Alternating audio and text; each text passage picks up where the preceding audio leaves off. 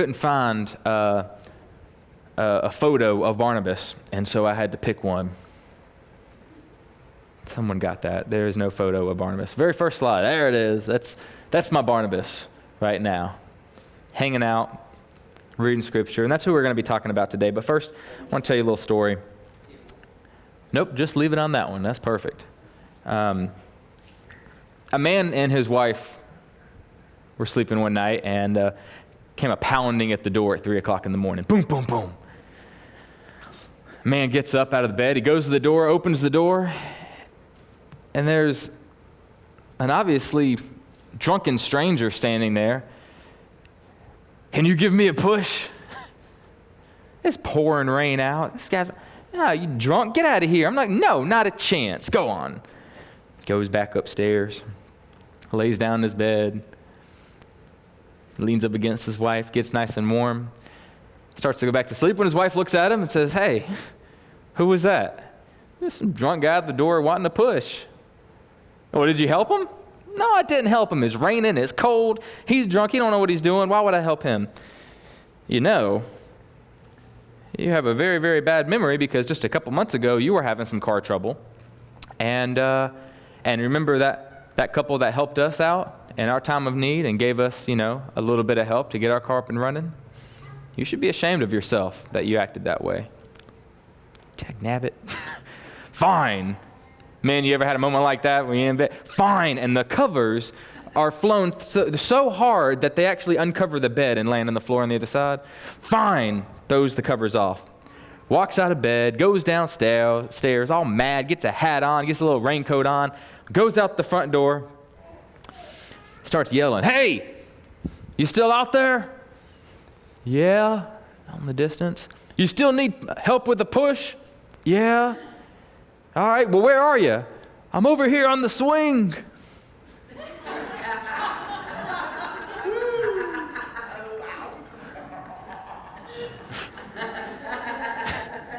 You ever been in one of those situations? No good deed. Situation I'm talking about is being in the situation where you had car trouble. Anyone ever had car trouble? Dead battery, maybe? Left that little light on all night. Dag nabbit. And you go and you start your car, and it just doesn't start up. And what's the solution for that? What's the best solution for that? If you're in a parking lot, what do you try to do? You try to find someone who has a car that has a full battery, and you try to get them to come up, and you link up. You link their full battery to your dead battery, and the energy, just a little bit of the energy from their battery, is enough to get your car to start so that you can keep going in life.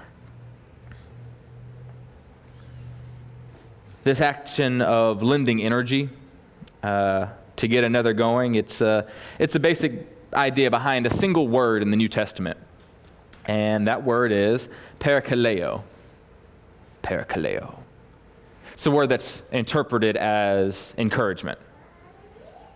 Also interpreted as to exhort or exhortation.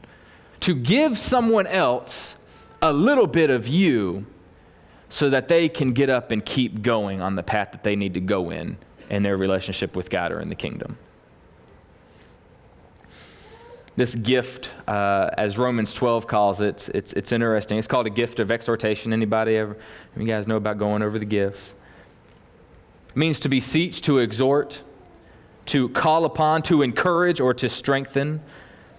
And typically it's within the context of going to another believer that's in the walk and encouraging them to get back in line so that their relationship with God in Yeshua can flourish. So that they're no longer distracted by something else in their life. They're no longer distracted on something that is causing them fear or resentment, anything that takes your focus off the finish line in your relationship with God, that race that Paul's talking about. I love how Paul talks about the racing and reaching the finish line, because when you reach the finish line, it says that you're going to get a prize, and that's why everyone runs the race, right? And he's using cultural terminology. In Rome, racetrack. They run around a circle. Why do you do that? Why do you push? Why do you persevere? Because you know there's a prize at the end of the tunnel. And you're not running alone. You're running with other people beside you. They have their own lane, and everybody's running in their lane. And we're supposed to be encouraging one another to keep running, keep pushing, one foot in front of the other. If someone beside you falls down, you don't laugh, you don't leave them behind. Maybe you need to slow down and be like, hey, let me help you up so you can keep running. Come on, one foot in front of the other. You recognize where they are in their run, and you encourage them to go further. You don't mock them. You don't look down upon them. You don't leave them behind. This is the basic idea behind encouraging or exhortation. I think I have a slide in here. Let me see here. There we go. Romans 12:3. This is when Paul's speaking about these gifts that flourish in the community. And different people have different gifts that they put a lot of their weight in, they focus on. And all of us can practice these gifts, but Paul's speaking about individual people that have individual talents. He says, "For by the grace given to me, I say to everyone among you, not to think of yourself more highly than he ought to think, but to think with sober judgment, each according to the measure of faith that God has assigned. For in one body we have many members, and the members do not all have the same function. So we, though many, in one body in Messiah, and individually members one to another, having gifts that differ according to the grace given to us, let us use them. If your gift is prophecy, use it in proportion to our faith." The word proportion there is interesting because it means like in singleness. If God has given you a truth to speak, that is the scope of the truth, and that is the scope of what you're to say. In other words, if you are given a truth to speak to others, you're not supposed to add to it. If you're emotional about it, don't matter. You can't give your opinion about it. This is the message that God has given to you to share to other people. If you add to it or if you take away from it, you're exploiting the gift. If service, in our serving, the one who teaches in his teaching, the one who exhorts in his exhortation, the one who contributes in generosity, and the one who leads with zeal, the one who acts of mercy, make sure he does it with cheerfulness. And so those who utilize this gift typically end up motivating others with challenges in their life. And that's what we're going to be speaking about today. Now, it's amazing because many of these gifts are something that you all probably do. You probably do multiple of them. Anyone can give, anyone can teach, anyone can even prophesy to a certain extent. Anybody can encourage to a certain extent. Anybody can exhort others to a certain extent. You know, we have many different examples in Scripture about encouraging one another. We have Moses to Joshua. You guys remember where this happened? No. Then Moses summoned Joshua and said to him, in all the sight of Israel, "Be strong and courageous, for you shall go with this people into the land that the Lord has sworn unto your fathers to give them, and you shall put them in possession of it. It is the Lord who goes before you. He will be with you. He will not leave you or forsake you. Do not fear or be dismayed." Guys, if you are ever put in a situation where you need to encourage a brother and sister in the walk, just use that as a script. It's incredible. We have God speaking in Isaiah. What's he say? "Fear not, for I am with you. Do not be dismayed, for I am your God. I will strengthen you. I will help you. I will uphold you with my righteous right hand." Even Yeshua speaking to Peter. Remember, Peter was in a boat, and they saw this thing walking across the water, and they're like, "That's not normal." On the water, and then Peter gets really excited. And he's like, "Master, if you command me to come to you on the water, I'll do it." So what's Yeshua do? "Come on, Peter." Peter gets out of the boat, and he walked on the water to go to Yeshua. But when he saw the wind was boisterous, he was afraid, and beginning to sink, he cried out, saying, "Lord, save me." Yeshua encouraged him to walk on the water. Did Yeshua know he was going to fall? But Yeshua was there to catch him. "Come on, Peter. I know you can do this. And even though you might fall, I'm going to pick you back up. I'm going to pick you back up and I'm going to hold you with me. So come on, do it. There's an individual in the New Testament who was recognized for his ability to exhort and encourage others. His name was Joseph the Levite. You guys know who that is? You know Joseph the Levite? You ever heard of him? Joseph the Levite? Yeah, a few people. Otherwise known as Barnabas. Acts chapter 4, verse 34. There was not a needy person among them. So the early believers are gathering around and they're starting to become a community. And they're sharing everything. You know, that whole like end times community that everybody wants to do, go buy land. They did it, right? And they just shared everything with each other and no one had a need. For as many as were owners of lands or houses sold them and brought the proceeds of whatever they had, and they laid them at the feet of the apostles. So they brought all this into the community. And Joseph, who was called by the apostles Barnabas, which means son of encouragement, a Levite, a native of Cyprus, sold a field that belonged to him and brought the money and laid it at the apostles' feet. And this is right before the story of Ananias and Sapphira, right? Because they sold a field too, but they didn't give all the money, and then something bad happened and they died. Joseph. Now the word Barnabas, that the apostles nicknamed this man, in Aramaic means like son of the prophet. And so you could say son of encouragement is the meaning, or son of exhortation. The fact is that in the community of believers, there was that one guy. When you had a problem, he was the one giving you the up and to go. He was the one running to you with his battery. Come on. Giving you his energy, giving you some advice, giving you the encouragement. Maybe it's a rebuke you needed to hear, but he was the guy. So much so that out of everybody who was a good people person, was able to encourage others, he was the one the apostles were like, man, we're going to call him Barnabas. That guy. And it's interesting because it appears that many people gave to the early community. Many people brought stuff to the apostles' feet, laid it there, giving what they had to the community. But something about him stuck out. I don't know. He had his field, sold it, and brought the money, and that's the guy that they chose to record doing it. Maybe that was an act of encouragement to the rest of the community. I don't know. In his sacrifice to the community, he understood the community needed something, and he also understood that everybody needs to take part on this, and so maybe that was what he did for the community. I don't know.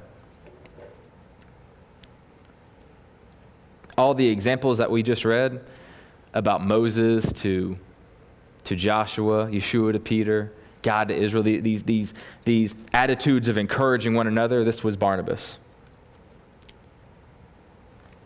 Barnabas also understood that someone's past does not solidify the mold of their future. In other words, he looked at what he could do for your future instead of looking at what you have done in your past. You guys remember Paul? You guys know Paul, right? Everybody knows, yes, the Paul. Saul called Paul, yes. Paul was a pretty good guy, right? Was a pretty good guy. Nah, Paul was a little bit of a jerk. The persecutor of believers. Persecutor. Endorsed the stoning of Stephen. Endorsed it. Yeah, throw a rock in his head. Yearned for believers in Yeshua to be wiped off the face of the earth. Did everything in his power to do just that. Remember, see, Paul was traveling to Damascus with letters from the high priest to the synagogues, and he was going to turn these letters over to the synagogues, and basically it was a command from the high priest to turn over all believers of Yeshua to Paul. He's coming to get them. And on this road to Damascus, he had an encounter with Yeshua.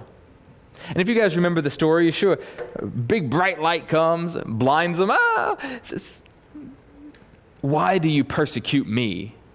So, me? Who is me? Who are you? This is Yeshua. Yeshua. I am Yeshua. Why do you persecute me? You persecute those who follow me. Therefore, you are persecuting me. We could do a message on what an ambassador means just by that. Paul became a believer in that moment. It was probably a good idea for him to do so. He wandered around blind all the way into Damascus. And he went into Damascus, and instead of turning these papers over to the synagogues to tell them, give me all the believers in Yeshua, I'm going to arrest them, I'm going to persecute them, I'm going to kill them all. Instead of doing that, he goes in preaching about Yeshua. He does this so zealously that the Jews in Damascus get mad at him, and they threaten to kill him, so he has to hop in a basket and escape. And then, well, where's the next place that I go? I mean, I studied under Gamaliel. This is Paul. Like, he's a Pharisee among Pharisees is what he says. Like, this is a smart guy. What an asset to the kingdom. Like, he is in the kingdom now. He's a believer in Yeshua. He's zealous for Yeshua. He wants to go to the world and start spreading the gospel. So who does he need to hook up with to facilitate the gospel? Well, let's go to Jerusalem where the apostles are, right? So Paul was like, yeah, I'll go link up with them, and we'll be like, boom, power team. So he goes into Jerusalem, and he goes to the apostles, and he's like, well, what's up, guys? I'm a believer now. Man, let's usher in the kingdom of God. Let's allow God to use us together. And all the apostles were like, whoa, bro, Paul, yeah, you're one of us. Let's go do this. Apostles said, no. No, we don't like you. Therefore, we don't want you. You have a bad past. We do not trust you. Go away. Wee little Paul, go away. Barnabas was the one who vouched for Paul in front of the disciples. The son of encouragement. Do I got it here? I got to pass my slides here. But Barnabas took him and brought him to the apostles and declared to them how on the road he had seen the Lord who spoke to him, and how at Damascus he had preached boldly in the name of Yeshua. Barnabas was the guy standing in front of the apostles. Listen, guys, I know you don't like him. I probably don't even like him. But it's not about us. It's about what God wants to do, and it's about the kingdom of Yeshua, and it's about the Spirit that he's given to us, and now we have gained an asset in this. He's been speaking, they were going to kill him at Damascus. He's speaking boldly for our King. He is our brother. He is our brother. Join the apostles. It's interesting. Barnabas alone, out of all the apostles, was willing to set aside Paul's past, his past of persecution, his past of murder, and to give him a fresh start and a chance to show that he had really changed. Imagine if Barnabas chose to join everyone else. I mean, you got some pretty heavy hitters there. You know what, Paul? Maybe they're right. Maybe you should just, you're good at making tents out here. Maybe you should just go do that. Maybe you should just go and we're good. We're good. We don't have any seats left in the van. We got a church van, or we're fill it up. We don't have any seats left. You're just not going to be able to join us. I'm sorry. What if he had done that? Paul would have been rejected. He wouldn't have been supported. He would not have been endorsed by the leaders of the early believing community. He would not have established the ecclesia all over the Roman Empire. He wouldn't have written letters to the ecclesia all over the Roman Empire. 13 out of the 27 books of the New Testament are written by Paul. You guys say thank you, Barnabas? One man decided to encourage just a little bit. Here we go. We're going to continue on here. And we know they kept going. Now, these were the scattered because of the persecution that arose over Stephen, traveled as far as Phoenicia and Cyprus and Antioch, speaking the word to no one except Judeans. So we have, after Stephen's death, people started to kind of like, man, maybe we should get out of town. And they started to go out. And they started going up to Antioch and basically preaching about Yeshua. And they were preaching to Judeans only at first, Gentiles, things, we don't know about all y'all yet. But there were some of them, men from Cyprus and Cyrene, who on coming to Antioch spoke to the Hellenists, or it's also the Greeks basically, the Hellenai, also preaching of the Kyrios Yeshua, the Master Yeshua. And the hand of the Lord was with them, and a great number of who believed turned to the Lord. And the report of this came back to the ears of the ecclesia in Jerusalem, and they sent Barnabas to Antioch. So these were men from Roman provinces of Cyrenaica, Jewish Greek-speaking believers who were going into Antioch, and they were taking a bold step to speak to these non-Judeans. Now, there's a debate whether Hellenist means like Judeans that were, basically weren't as religious as their guys down in Judea, or maybe a part. And most scholars believe that these were God-fearers. These were Gentiles that were linked to the synagogues. All the same, we have people going into a community of essentially those who were not religious per se, and saying, let me tell you about this king. And if these were God-fearers, if these were Gentiles who were interested in the faith and they were linked to the synagogues, then they had Gentile friends and family and children, and the gospel, once it hit them, it was almost like a boom, boom, boom, just kind of trickled down into their families. And before you know it, you blink your eyes and you got all these goy coming to the faith in Antioch. What in the world is going on?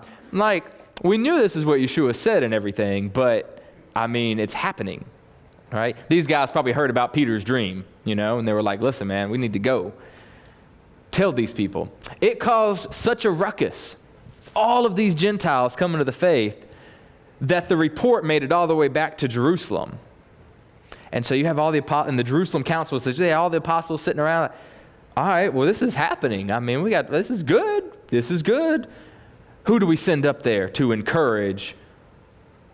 Who do we send up there to encourage this new ecclesia that's forming out of all of these Gentiles that are coming to the faith? Duh. The son of encouragement. Barnabas, get up there. Go. Hey-ya. So they send Barnabas up there. And when he came and he saw the grace of God, Barnabas, he was glad, and he exhorted them all to remain faithful to the Lord with steadfast purpose. For he was a good man, full of the Holy Spirit and of faith. And a great many people were added to the Lord. So Barnabas went to Tarsus looking for Saul. He kind of became Saul's patron at one point, listen to Isaac. And he's up there, and all these people are coming to the faith. They thought it was a big good thing, it was a good problem to have, Now, like, they send Barnabas up there, just like an oxidizer on the fire. Everybody's coming to the faith. I need help now. I'm going to go to Tarsus. I'm going to look for Paul, right? Let's see if we can drag him back here.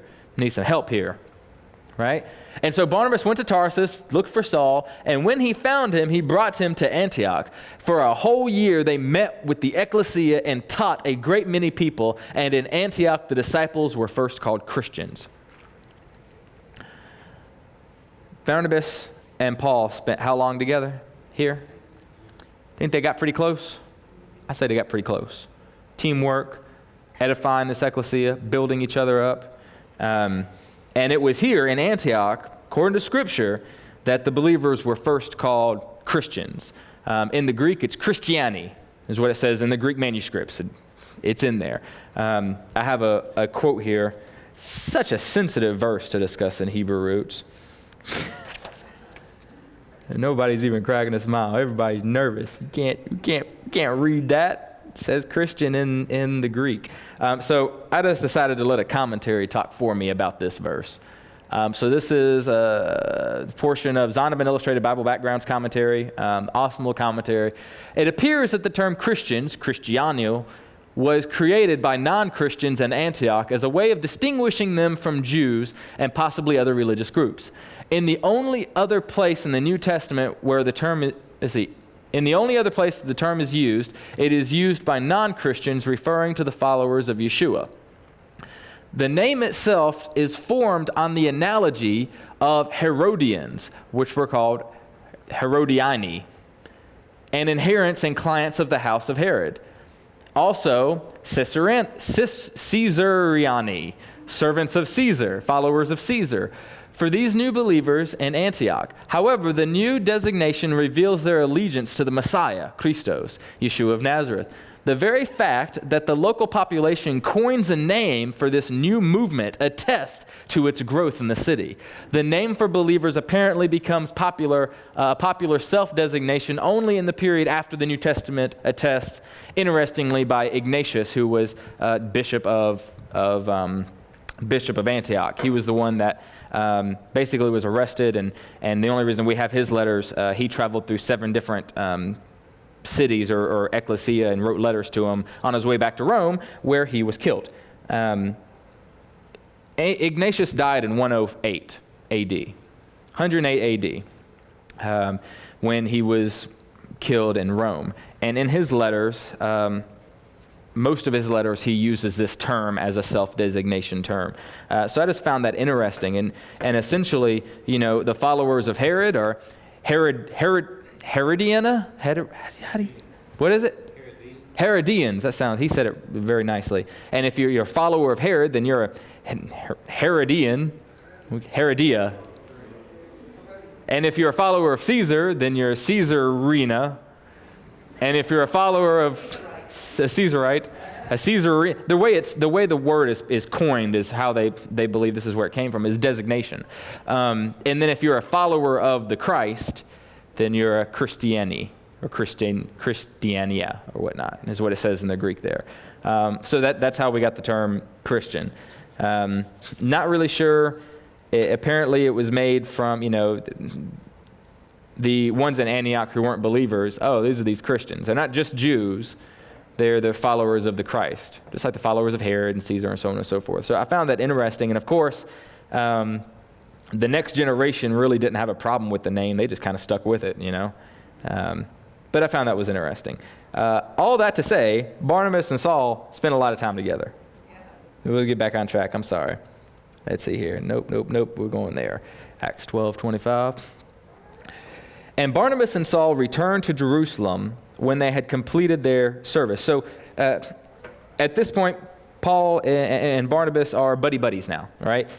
Being in leadership in Antioch for over a year, facilitating the gospel to all nations. And Paul and Barnabas are asked at one point to take up offerings. Apparently a prophet came forward and had a vision that there was going to be a great famine in the area. And so they were asked, hey, can you guys take up an offering to bring back to Jerusalem so that we have kind of a full storehouse for this famine that's going to happen? And the famine did happen. I forget when it was. I didn't write that down. Regardless. So Paul and Barnabas were like, all right, guys. They passed the plate around, took a big offering, and took it back to Jerusalem. That was a joke. They didn't pass the plate. Anyway, they took up offerings back to Jerusalem to support the ecclesia there. So they go back to Jerusalem, and then they return, and it says Acts 12:25, and Barnabas and Saul returned from Jerusalem when they had completed their service, and they brought with them John, whose name was Mark. Okay, so from now on, we're going to call this guy John Mark. Okay, that's who he's known as. John, who's called Mark. John is, of course, a very Hebraic name, and it was very, very, very common in the first century for you to also have a Greek name. So his Greek name was Mark. Saul, Paul, John, Mark. So they decide to bring a third wheel with them, and this John Mark is a younger guy, and obviously he needs mentorship, and they're going to give him an opportunity to mentor with, the double duo Antioch guys now, right? So they take him along with them. But all good things must come to an end. Now, Paul and his companions set sail from Paphos and came to Perga and Pamphylia, and John left them and returned to Jerusalem.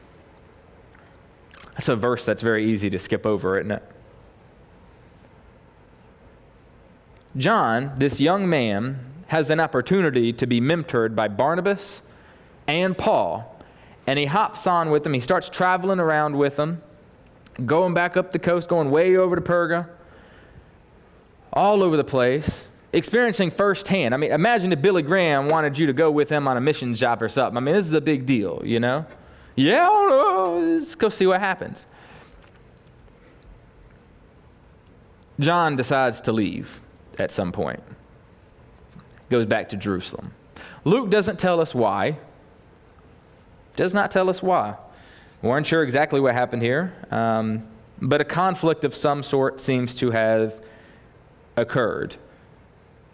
Traveled all over Turkey with them, and something happens. As we'll read here in a second, Paul was very upset by what happened. But Luke doesn't attest to it. He just says, at this point, John left.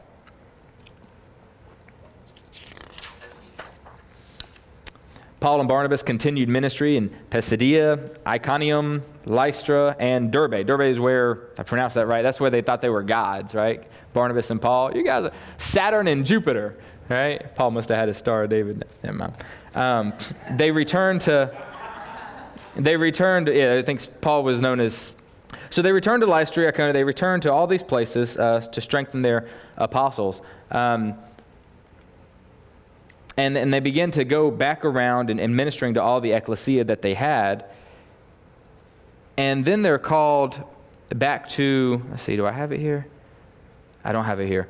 They continue their missions work, and they decide to go all the way around, and they're planting these ecclesia all over the place. And then word gets back to Jerusalem that there's a rumor going around that Paul's telling all the Gentiles not to keep Torah, that they don't have to get circumcised and all this mess. And so that's when they call Paul and Barnabas back. So John's already returned, right? And they're getting letters from other places saying that Paul's over here teaching we don't need to do Torah. And so Jerusalem Council's like, Paul, Barnabas, come on, we need to have a chat. So this is Acts 15, right?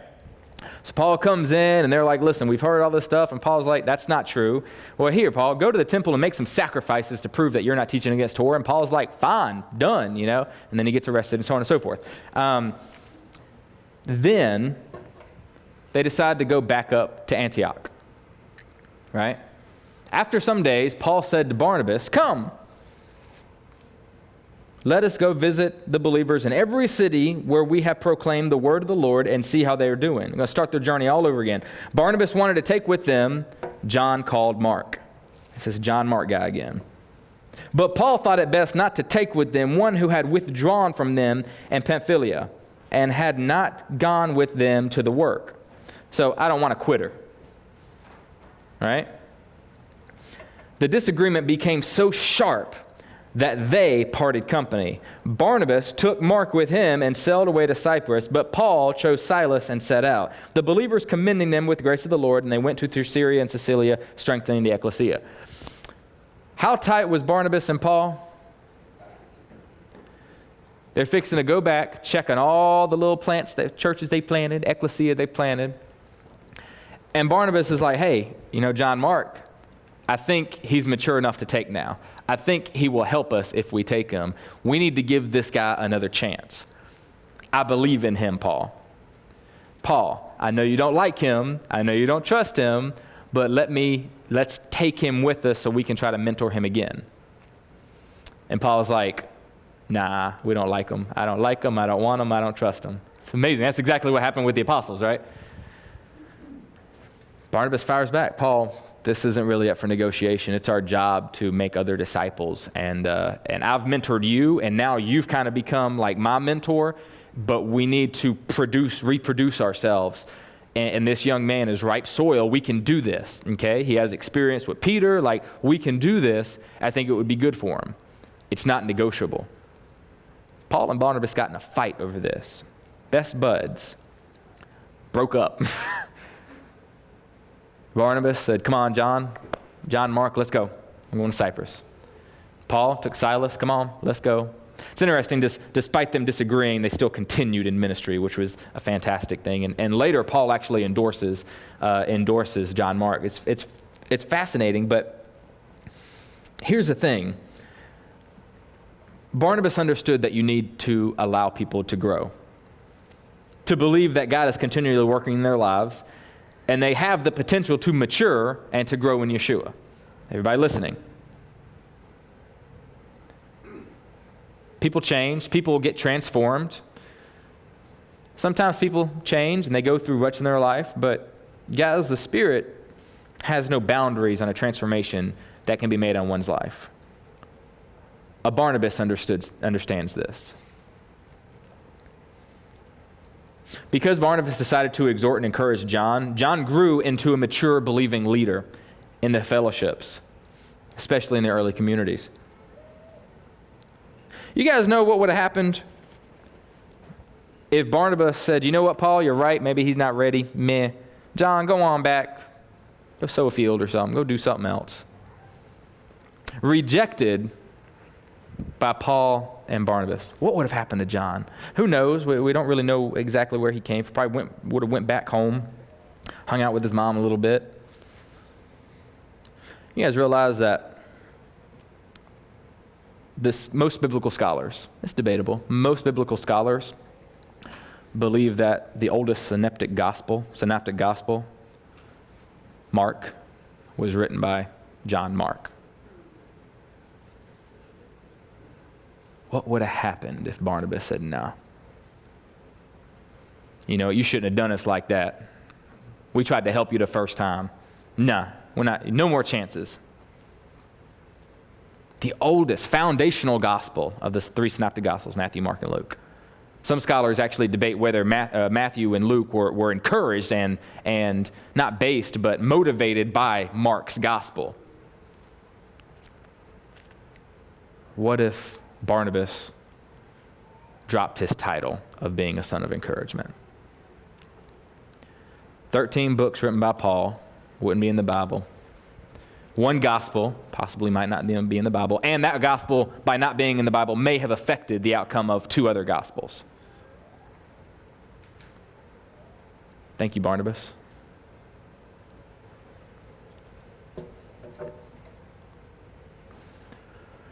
Therefore, encourage one another and build one another up, just so you are doing.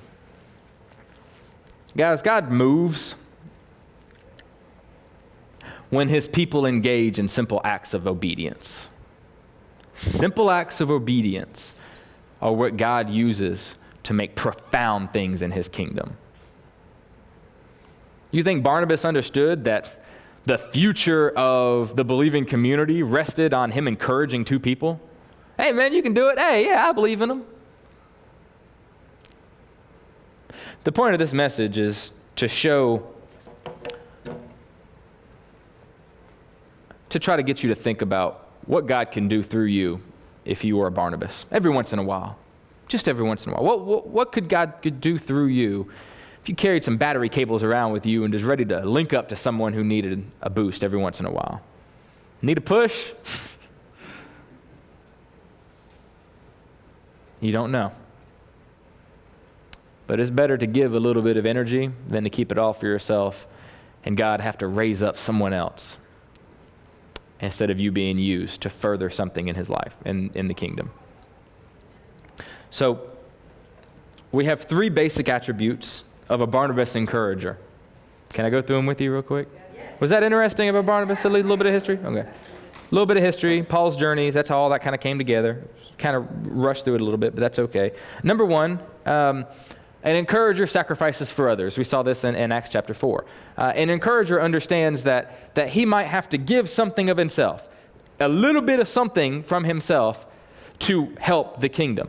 He might have to drain his battery a little bit in order to jumpstart someone else's battery so that they can get up and coming. It could be an individual, it could be a family, it could be a group, it could be the entire nation of believers. A Barnabas encourager understands, though, that I'm going to be asked to sacrifice because that's what I do. That's what I do. Number 2, an encourager sees the best in others.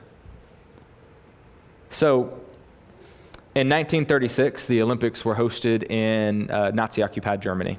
If you guys remember that, that was fun. During this time, there was an African-American man, black man, by the name of Jesse Owens. Boy could run fast. Boy could jump high, right? Every single place, he's from Alabama. Every single place he went through in the States, looked down upon. He was booed, scoffed at. He'd win a race, no one, yeah, good job, man. Why? Because he was black. 1930s was not a good time to be dark-skinned in our great nation.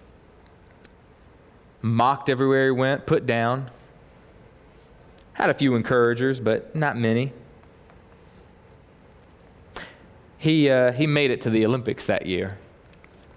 I think it was Yeah, he was told not to go by one group. I forget what it was. It was the NAACP urged him not to go. I'm not sure why. I forget why. They told him just not to go, not to be put in that spotlight because I don't know. If he messed up, it would make the black community look bad. I don't know. It was 1930s, lots of politics. He decided to go either way. And it was interesting because, once you get there, you have to qualify for the games, right? So, you're going to jump a little bit, and you don't have to do your best, but you have to jump. For the long jump, you run and jump in some sand. You have to meet a certain criteria to get into the games, right? You know what I'm talking about? It's a qualifying round. So Jesse Owens, he marches up to this line, and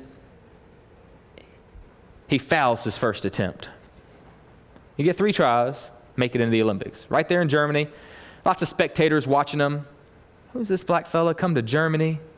All right. For 2 weeks, Nazi Germany actually took, they suppressed their racial tensions in the area so that the Americans would come. It's a fascinating story. Hitler was there, and everybody's watching him. A lot of people making jokes. Fails his first attempt. Got to line up for the second attempt. Just got to run, got to make it. Just got to jump a little bit and make sure they know I can reach a certain amount. So he runs and he jumps, and he doesn't make it. He doesn't make it to the qualifying point in the sand. He's fouled his second attempt. He only has one chance left. He's traveled all the way here on a boat, right? Everybody's looking at him. Hitler, for the while, has been teaching that the Aryan race is the most supreme race. So if he loses, he's gonna basically prove Hitler right. He can't even make it. He's about to line up for his third start. Oh, can I do it? A German track runner by the name of Karl Lutz Long comes up to him. Hold on, don't speak English. Hey, walks over to the line, right? Can't go over this line, the jumping line, and he puts a mark about 4 inches before the line. He's been watching Jesse. Says, hey, jump on that mark. This is my advice to you. This is the guy who's the gold medalist, who is the number 1 competitor running for Germany. Jesse, jump. Instead of right here, jump on this line right here. 1 chance less. Yeah, all right. Jesse Owens begins to run, puts his foot on that mark, leaps, makes it into the Olympics. All right, he's made it. Almost. That was a close one. Yada, yada, yada. The next day, he faced off against that same German runner, Lutz Long. The Colosseum was packed with over 100,000 people. Adolf Hitler was in the audience staring this down. It had come down to these two, an African American from Alabama and Lutz Long, good old German runner. And Lutz jumps first, and he, bam, everyone cheers. Jesse goes, runs, makes it like an inch or two ahead of him. Whoa! Lutz runs again, makes it again, back and forth, back and forth. Until finally, Jesse Owens broke the Olympic record by jumping 26 feet, 5 5/16 inches. And he had beaten the Germans in their own arena in Nazi-occupied Germany. You guys know what Lutz Long did as soon as he won? Ran over and gave him a hug. Good job. Most impressed because Jesse was the only competitor that had actually pushed him to break his own records that same day. Man, Hitler was mad. At the start of World War II, Lutz Long was sent to the front lines and died in battle. But Lutz Long and Jesse became friends at the Olympics. There we go. That's them. Lutz Long was a Barnabas. This Nazi runner was a Barnabas encourager. Listen, you can do this.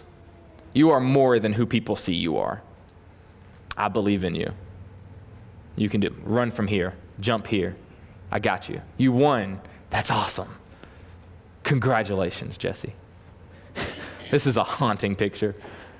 This is Jesse Owens receiving the first place medal, and there's Lutz receiving silver, saluting for the nation that they're a part of.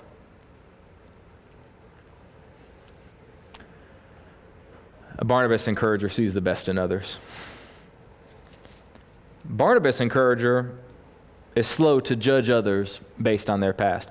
There was a man who moved to Hollywood. He wanted to be an actor. This would be a fantastic career for him. So he went to Hollywood with his wife, and he went into a program for talent search, okay?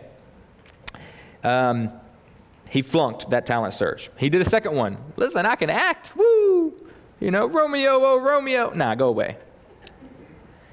He eventually bought a rundown house for his house and kids, had no money. It needed fixing up, but he was unable to afford to pay anybody. So he taught himself carpentry at the local library. History of failed acting, can't even barely support his own family. Took up carpentry because he couldn't afford to pay someone else, not because he wanted to. So he started, fixing homes around Hollywood. Obviously, acting was not going to be his career. Sometimes, big shots would throw him a bone, get to relive this, take a little piece out of this career, cast him in a commercial or something. Ooh, dog treats, whatever, he'd get something small. And, yeah. Well, a man by the name of Fred Roos had this man do some work for him, and he got to know him, and he encouraged him through the years to never give up on his dreams of becoming an actor. Fred was the casting director and producer, and George Lucas had Star Wars being cast during this time. He had 5 Leias, Lukes, but only 4 Han Solos. He wanted to audition them in groups. Fred Roos let George know that he had a buddy that, man, this guy's good at carpentry, he can fix homes, and he's good at acting too. He's only been in a few short things. This man was named Harrison Ford. What made it even worse is George Lucas didn't want anyone that was in a movie, American Graffiti or something, cast a few years before, because Harrison Ford played a very small role in that. Don't want anyone from that. Harrison went in there. Fred Roos said, hey, listen. I know your past stinks. I know your acting resume is horrible. And I know you failed. You don't have to today. If you do your best, there's no doubt in my mind that you will shine. You got this. Fred Roos was a Barnabas. And we got Han Solo because of it.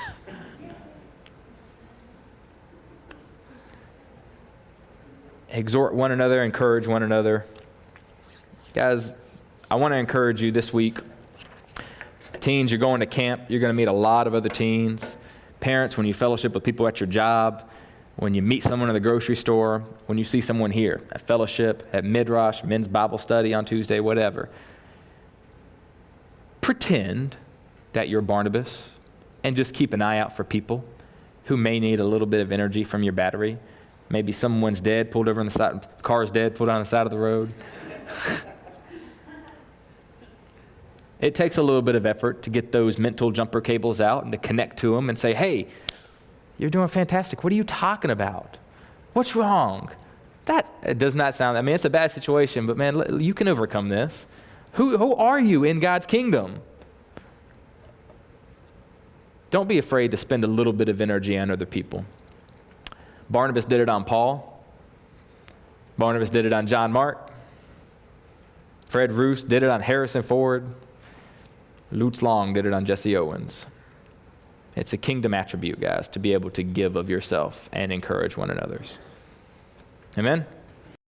Hey guys, I'm Matthew Vanderels, pastor at Founded in Truth Fellowship, and I really hope you enjoy this message. If you would like to see more messages and teachings like this one, please subscribe to our YouTube channel by clicking here. You can also visit our website to find out more information about our ministry and what we do right here. And if this message has been edifying to you, please consider supporting us and the ministry through our secure online giving portal here. This will ensure this message, along with many others, will continue to reach those who find themselves far from God. If you'd like to write us, you can do so at Founded in Truth, P.O. Box 38042, Rock Hill, South Carolina, zip code 29732. You can also check out our Facebook page at facebook.com/foundedintruth. I pray that you stay blessed. I pray that you guys stay encouraged. And I pray that you stay fit. Founded in Truth. We'll see you guys next time.